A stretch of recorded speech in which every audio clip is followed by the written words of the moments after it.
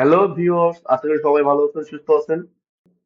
সাধারণত দীর্ঘদিন কম্পিউটার ব্যবহার করার ফলে দেখা যায় কম্পিউটারটি রান হতে অনেক সময় নিচ্ছে। দ্যাট মিনস আপনার কম্পিউটারটি অনেক স্লো হয়ে গিয়েছে। আমি আজকে দেখাবো কিভাবে 2 মিনিটের ভিতরে আপনি আপনার কম্পিউটারকে সুপার ফাস্ট করে ফেলবেন। তো চলুন কথা না বলে আমরা আমাদের মূল ভিডিওটি শুরু করি।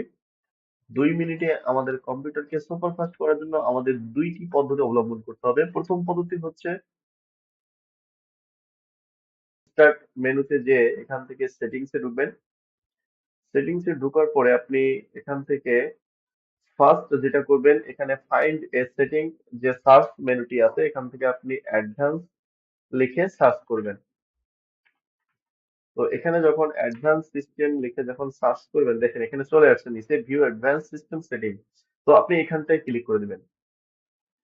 তো অ্যাডভান্স সেটিং এ আসার পরে আপনি সেটিংস এ ক্লিক করবেন। দেখেন এখানে আহ, 1 2 3 4টা অপশন আছে। এখান থেকে আপনাকে অ্যাডজাস্ট ফর বেস্ট পারফরমেন্স অপশনটি সিলেক্ট করতে হবে। দ্বিতীয় যে কাজটি করতে হবে আপনাকে, আবার স্টার্ট মেনুতে যে সেটিংস এ ঢুকে প্রাইভেসি অপশনটাকে সিলেক্ট করতে হবে।